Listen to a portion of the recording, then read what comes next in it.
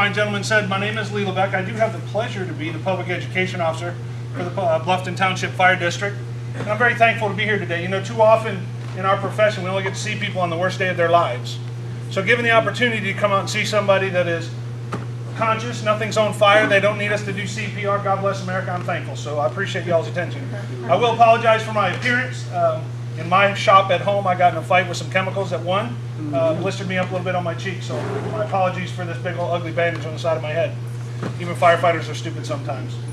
But today we're going to talk about CPR, and I'm so grateful. I'll tell you, you know, Hollywood does us no justice. I love to watch movies and television shows as much as anybody else, and it's funny because anytime somebody on TV does CPR, that person miraculously comes back to life, and if it's an opposite gender, it's always a hug and a kiss, and they ride off into the sunset and all is well. Well, I spent 26 years so far in the fire service. I hope I have at least 26 more. And unfortunately, the thousands of times that I've done CPR, there's only 3 that I've been successful. So I say to myself, okay, does that mean you don't know how to do CPR? And I have to ask myself, well, I'm out teaching folks how to do CPR, so I really hope I can do it well. If not, then I'm teaching people the wrong way. Said, or is there something that we can't control when it comes to cardiac arrest that is causing us to have less than desirable effects at the other end? And the answer is yes. You know, we can do CPR, and compressions are very, very important, and so too are respirations where we breathe for folks. The problem is the one thing we cannot control in any aspect of life, but especially in CPR, is time. Let me tell you this, the brain can only go from 4 to 6 minutes without oxygen. That's the catch, 4 to 6 minutes. So the key is if somebody collapses out of a heart attack and nobody's there to see them, does it mean they're still dead? Sure does. And how long till somebody finds them? What if it's more than that 4 to 6 minutes? Does that mean that CPR is going to be unsuccessful? Greatly. 99% of the time, if somebody's down more than 6 minutes, CPR will not do anything for them. However, if you don't know how long they've been down, should you ever hold back CPR? Not at all. And I will tell you, I've done CPR on folks that nobody's talked to in 12 hours. And I've done it in the back of an ambulance from this very plantation all the way down the highway to Hilton Head Hospital. Now, I don't know about y'all. Have you driven down 278 lately? Try doing it standing up in the back of an ambulance pushing on somebody's chest. We will do that, and I would hope you do too. The moral of the story is this. Please don't be discouraged if ever in your life, even once, and I pray this never happens, but if you must do CPR and it turns out unsuccessful, please, first of all, don't take it personal, because nobody yet has figured out how to control time. Not you, not us, and we like to think we're professionals about this process. So please don't lose hope.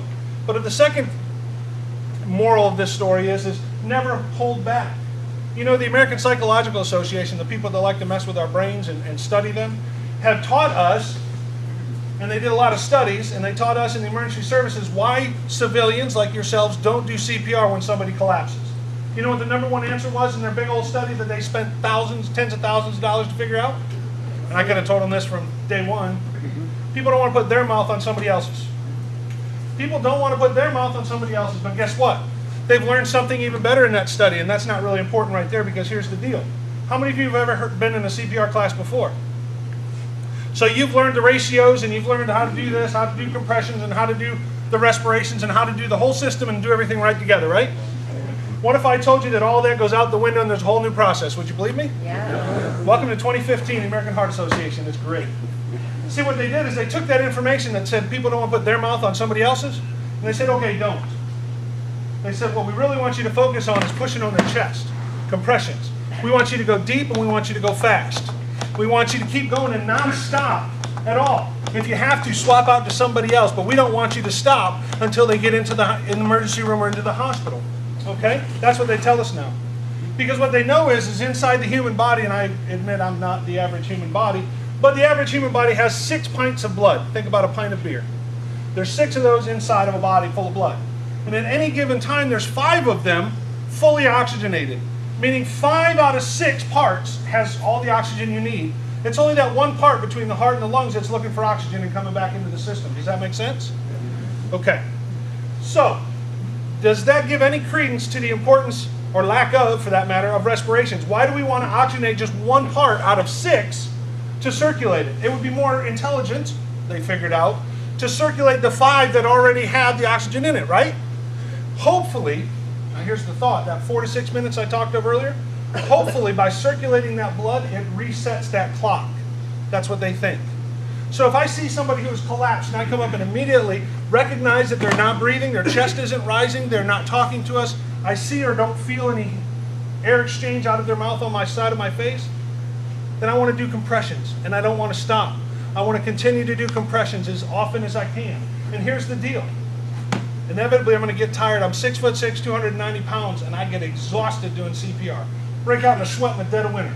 And the winters here aren't like where they are where I'm from in New York, but it's still cold, right? Break out in a dead sweat doing compressions on somebody all the way down 278 to the hospital. But that's why we have friends and family and folks around us to help out. Rotate in. I will tell you 2 minutes is the magic number. 2 minutes with CPR is the magic number. What happens when we do 2 minutes of compressions and respirations, if we're willing to do those, all right, is our body gives about 30 seconds worth of great compressions, the right depth into the chest and the right speed from one compression to the next. 2 minutes. But in that 2 minutes, we get 30 seconds of optimal compressions. 30 seconds, that's all we get. So after 2 minutes, if my friend here rotates in and gives me a break, even though I could still be going, I could still continue CPR, I don't want to exhaust myself, so he rotates in to do his 2 minutes. And he gets 30 seconds of really great compressions. And then I rotate back in, and guess what? I get another 30 seconds of great compressions and giving him another minute and a half to break before we rotate back in through. Now in a group like this, we could stand in line and just rotate folks through doing compressions on one person until the ambulance gets here and takes over. How awesome is that? Now, I like to be real when I teach CPR, and sometimes I've been accused of being too real. But here's the deal. The American Psychological Association not only found out folks don't want to put their mouth on somebody else's, but they found that some folks started CPR, stopped, and walked away from the patient. And the reason being is they went to push on their chest, and to push on the chest for CPR, you should go on an adult at least 2 inches deep. If you push 2 inches deep into someone's chest, what is very likely to happen? Especially someone over, say, the age of 55? Ribs are going to break. It's going to happen. Here's the deal. Everybody thinks they're going to break into these sharp, jagged points and start puncturing lungs and heart. No. What happens is it breaks away from the cartilage, and it more or less it's called a spiral fracture is typically how it goes. The problem is, when the bones do that, guess what happens? It makes an ugly noise, and if you're feeling it, your hand's right on top of it, causing it, it makes an ugly feeling in the palm of your hand. So folks got scared, oh my God, I've hurt them. I got to ask the blunt question, how do you hurt someone that's dead? You don't. My question to you is, if you don't do CPR because somebody is unconscious, their heart is stopped, what are you doing? What is going to happen to that person? Nothing. They're already dead.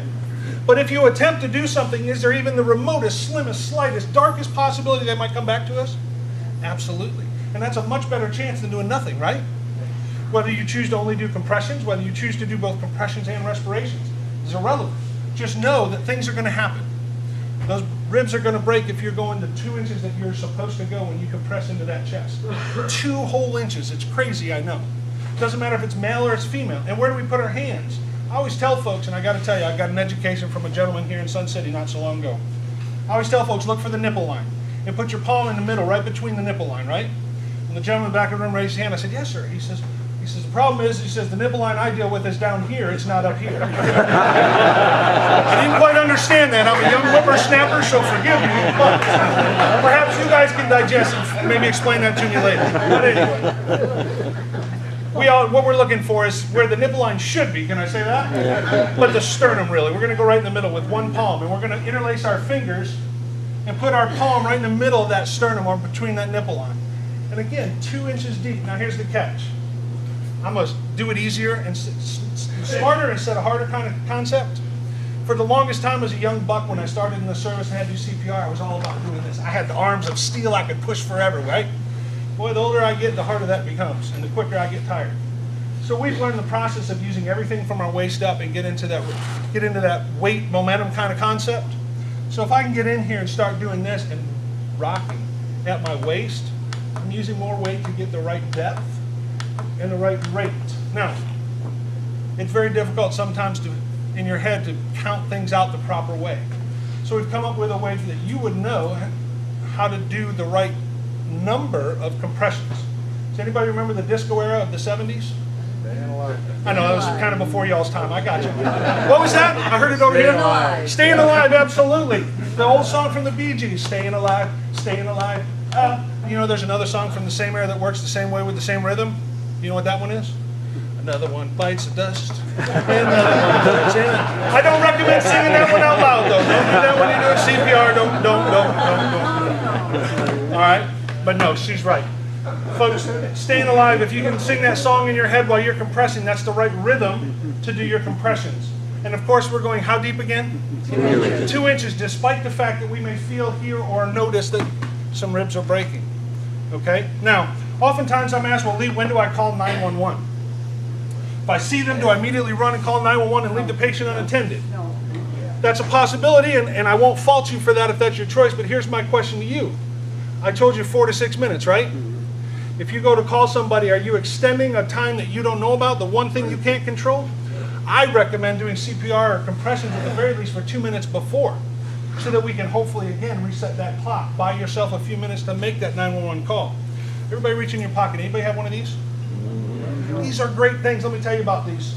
One thing that my profession, the emergency services, did that I absolutely love at the federal level, we lobbied so hard, the FCC, Federal Communications Council, or whatever they're called this day, Commission, okay? When they passed the Communications Act post 9/11, we begged of them to add a process in with all the cell phones.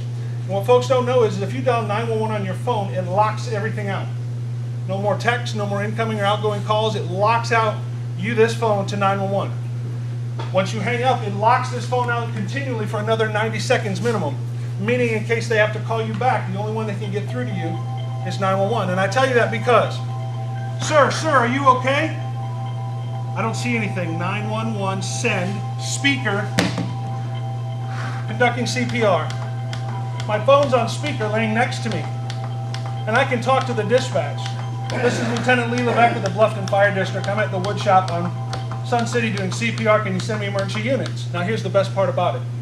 All of the dispatchers, both Jasper County and Beaufort County, they're trained in CPR. They're EMTs. So you've got a coach right here. And guess what? They're not going to let you go until we get there. They're going to stop talking to you, and guess who they're going to start talking to? That's how great the dispatchers are. They can coach you.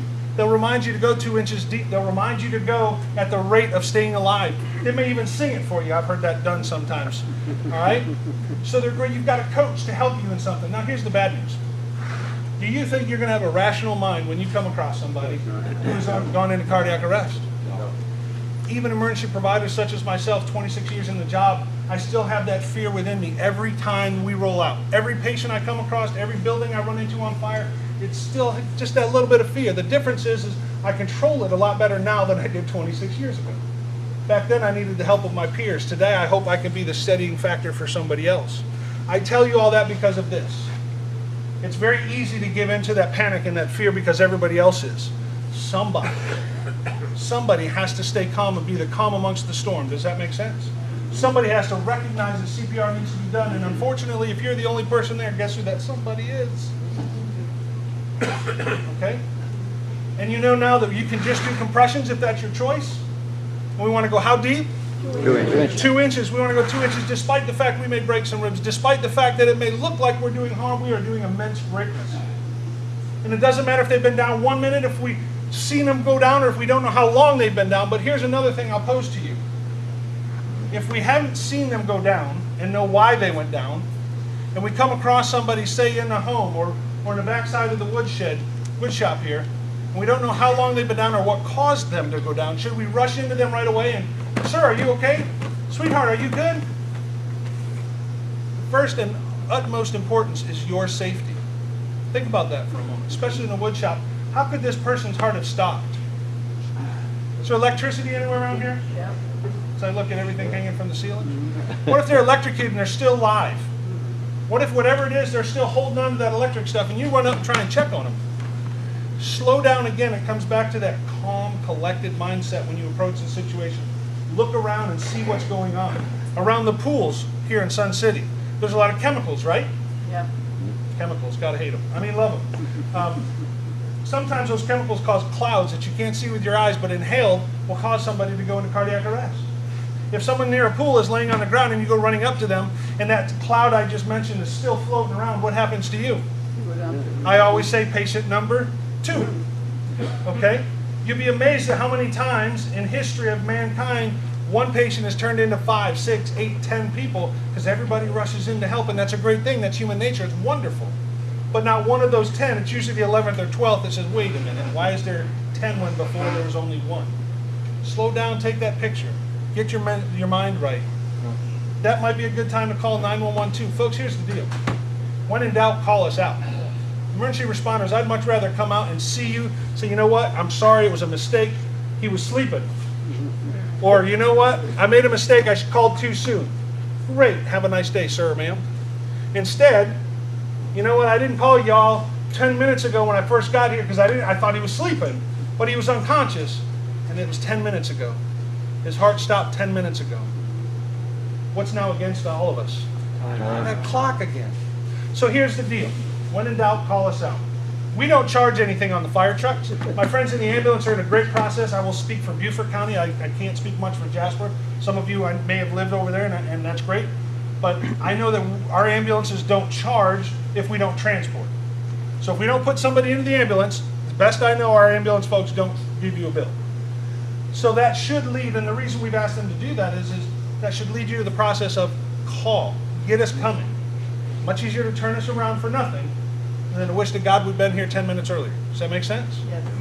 Cool. Now when it comes to respirations, those who might choose to do that, you may I would do CPR on my wife, I think. Yeah. I'm pretty certain, I think. You know, you never know until the situation pops up.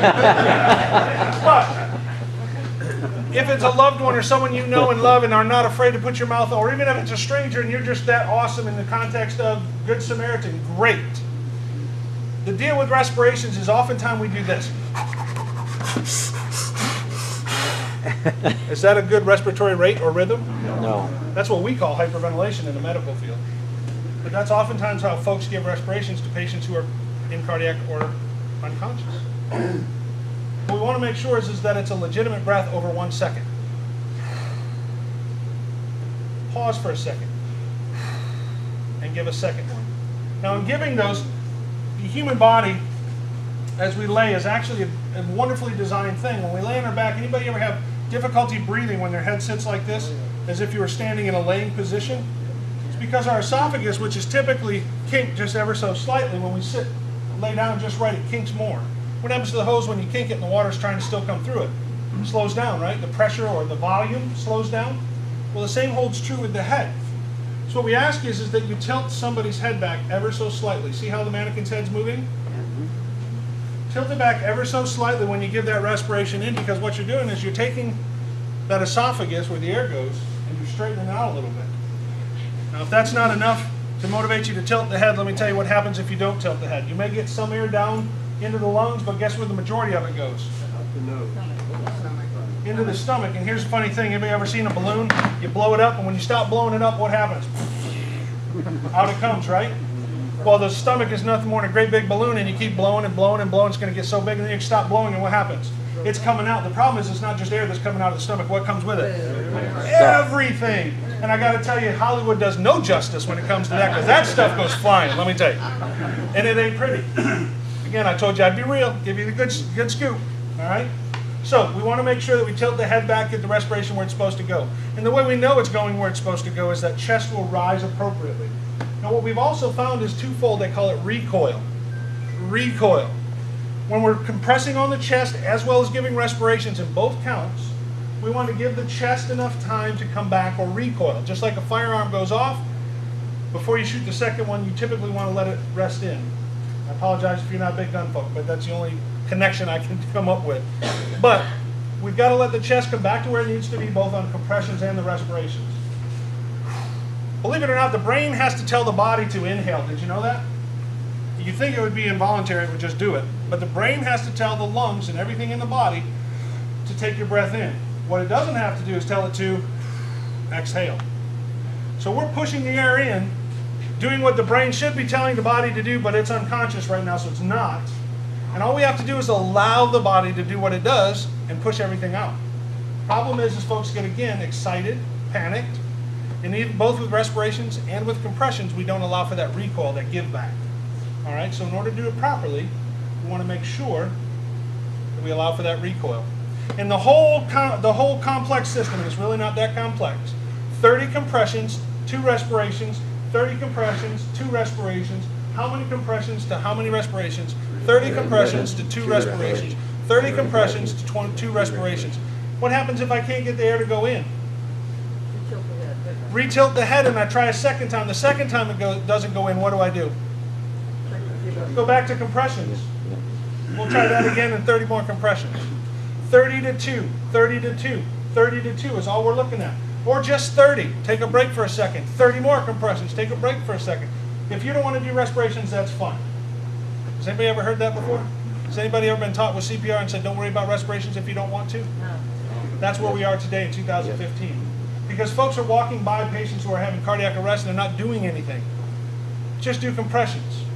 I will also share with you, as far as the mouth-on-mouth goes, that nobody in the history of America that we know of in the medical field, nobody has ever caught a deadly disease by giving CPR, putting their mouth on somebody else's. I lived through the 80s era. That was when I first started in emergency services, the AIDS and HIV epidemic. And we couldn't touch people who we thought had HIV. My God, we might get it. But you know, even through that whole scare, when we were ignorant, didn't know a whole lot of things about all that stuff, there's not a doctor, a nurse, or an emergency provider that caught a disease, HIV, AIDS, or any other, that killed them. None. Never in the history of America has that ever happened. You'd have to drink a quart of saliva in order to contact. You got to get crazy stuff, and if you're doing that, you got more to worry about than CPR, I assure you. All right? So don't worry about that. Now, is that to say you might get a cold sore? Yes, I'll be honest and real with you. Might you get the cold if they have it? Yes, you could possibly do that. But if I save a life, is a cold something worth putting up with? Is a cold sore for a week worth putting up with? Don't be so concerned about a blocked airway. Be more concerned with the compressions and circulating what's already in there and has oxygen. Does that make sense? False teeth, remove or not to remove. Here's the problem we run into that. And if they can be removed, okay, but here's the deal. If a person is not yet what we call completely expired, they're giving what we call agonal respirations, not anything you have to worry about. But I tell you all that to tell you this. When the human body dies, that last moment, every muscle tenses and then releases, and they're done. What happens to the teeth or the mouth when that person goes through that process? Same thing. And dentures or not, if your finger's in there trying to pull dentures or a tongue or anything out of the mouth, when that person goes through that process, what happens? Hi, how you doing? Nice to meet you. Okay?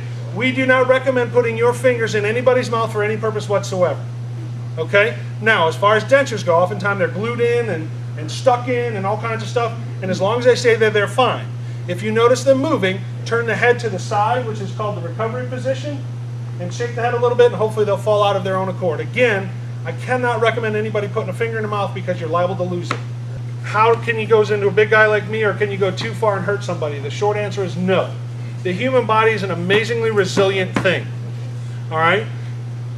Is there some remote, once in a god-awful blue moon chance that you could go so deep you did something crazy? I've never read about it, and I've been doing it for 26 years. In the hundreds, perhaps 1,000 times I've done CPR, I've never done it. I've never seen or heard of anybody, so I'm going to tell you no. But one of y'all in here is going to call me up or catch me later and go, you know what, that's a lie. And that's okay. But in my experience, I'm going to tell you no. How's that? Is there a difference in compressions if you have a drowning victim? No. But you know what is different, and that is very important. Water and cold temperatures change that 4 to 6, very good, the time, the 4 to 6 minutes. It slows the body down, and in essence, they tell me, what I read, and I don't know if you can believe everything you read, but I'm working with this. They tell me that 10 to 15 minutes without oxygen to the brain in a cold scenario or a wet scenario can make all the difference. So that just tells me exactly what I'm going to do anyway. Do CPR and don't stop for whatever reason. Don't matter if they've been down in the water for 20 minutes or 5 minutes. I'm going to do CPR, it doesn't matter. Can we agree on that? How do you expel the water? Very good. If you're doing compressions and they're spitting anything, vomit or snot or water, again, that recovery position, turn the head to the side, typically to the left, but if you can only turn it to the right for whatever reason, that's fine. And allow gravity and your compression, your pressure, to assist with that. Does that make sense? So when you're compressing, what's happening with whatever's in there? It's coming out. CPR on a soft surface is going to wear you out for no good. We're trying to get 2 inches in, but if you're pushing on somebody that's laying on a couch or a bed, all you're doing is pushing down into the bed and into the couch. You're not pushing into the chest. Does that make sense? So we have something called an emergency move. And these young ladies, you mentioned I'm a big guy, and this young lady right here probably would have a hard time moving me anywhere. But if I were laying on a bed and you had to do CPR on me, to grab my arm and yank me with all your might to get me to fall onto the floor is perfectly fine. Because if you left me on the couch, what am I? Dead. Dead. You drop me on the floor, you do CPR, I come back, I got a knot in my head. Am I thankful? Sure. You're darn tootin'. All right, it's called emergency move. Whatever's necessary, get me to where you need me to be in order to do proper CPR. The best part about the state of South Carolina, and I only speak for that because I've done the homework here in New York, where I'm from, and I will tell you that South Carolina has an amazing protections for the Good Samaritan. So if you start CPR, you are a Good Samaritan. How's that? It protects you immensely. And again, I bring up the point, and I hate to belabor this, consider the fact that if you do nothing, this person is already dead. But if you do something, there's that small remote chance that you can change that. If you do something wrong, and there's really very little you can do wrong if they're already dead, right? So there's very little. But no, be comforted. The Good Samaritan law protects you a great deal. Neck injury, absolutely. And that's very good, something we worry about in emergency services all the time. But again, I go back to life over limb. Again, I would much rather live and be paralyzed from the neck down because you did CPR and got me breathing when I was dead and paralyzed or broken neck than anything else. So the priority must be life. Secondarily, it will be a broken limb or paralyzation. And I know that sounds crude and perhaps basic or barbaric, but let's be honest, if I'm dead, I don't know that I'm paralyzed. You follow me? I don't know that my neck is broken. But if you're able to do CPR on me, and it'd be very difficult to medically prove that their neck wasn't broken before you did CPR, if that's of any comfort to you, but I lean back on my friend here and the Good Samaritan law. Do CPR. Now, do you want to be concerned about the neck and stuff? Absolutely. However, life over limb. Life over limb. Ultimately, here it is, folks. The deal is, when you go to bed tonight, you got to live with your choices today, right? I don't have to deal with what you decide to do today, and I don't have to deal with you do. So whatever happens in the context of treating or helping or caring for somebody, CPR, no CPR, respiration, no respirations, when you go to bed tonight, are you going to be able to live with yourself? The rest is irrelevant. I don't care if they're going to sue me. 26 years in fire service, I've done a lot of things because it was the right thing to do in my book at right this time. Somebody may have thought different and I may have gotten my butt chewed for it, or somebody may have said, hey, why'd you do this? You should have done this. But I could justify it, and I go to bed every night content with the decisions I make. And all I can ask of you when it comes to CPR or helping somebody else is, can you sleep with yourself tonight when you go to bed? Does that make sense? It's a moral judgment ultimately.